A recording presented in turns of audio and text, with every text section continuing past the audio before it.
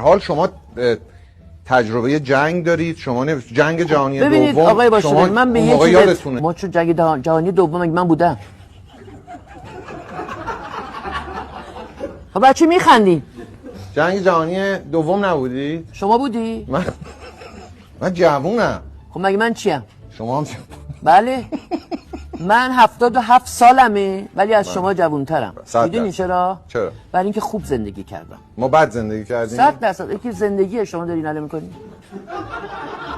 2 ساعت صبح برق نیست. 2 ساعت عصر برق نیست. من برق قطع. رفتی تو هموم داری سرتو میشوری آب قطع میشه. خب خوبه که همون با کف. میخوام نباشه خوب. دیگه 2 روز دیگه 2 روز نمیریم همون. کف هستم رامون.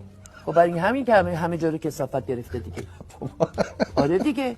چرا ما باید همش تو بدبختی زندگی کنیم؟ نه ببین. اون از برقمون، این از آبمون، این از مایحتاج زندگیمون، این از گرونیمون، از چی بگم من؟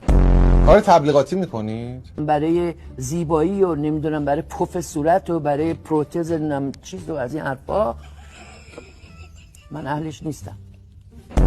موقعی که ما کافی شاپ میرفتیم، شکوفه نو میرفتیم، مولن روژ میرفتیم، لیدو میرفتیم، شما کجا بودی؟ موز.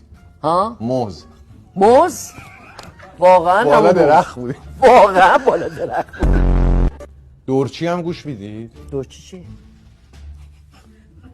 رپ گوش نمیدید؟ مثلا زد بازی گوش نمیدید؟ اگه رپ بخوام گوش کنم یه سیگار حشیشم باید بگیرم کنم.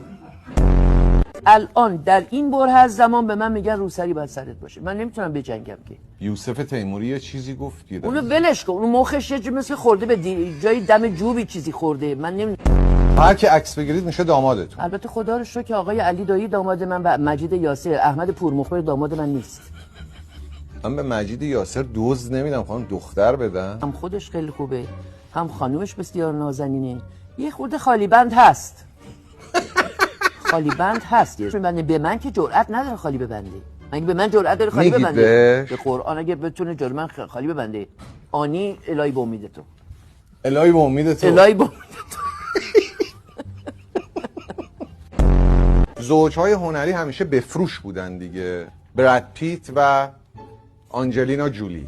خب تو ایران هم ما یه زوج هنری داشتیم، آقای حمید لولایی و خانم امیرجلال. آنجلینا جولی. مریم امیرجلالی با زبان تیز و تند یعنی چی؟ اشتباه کردم. خب نکن آقا این اشتباه رو. پدر مادر از من بکنی بعدا. 100% بذاریم برنامه تموم بشه.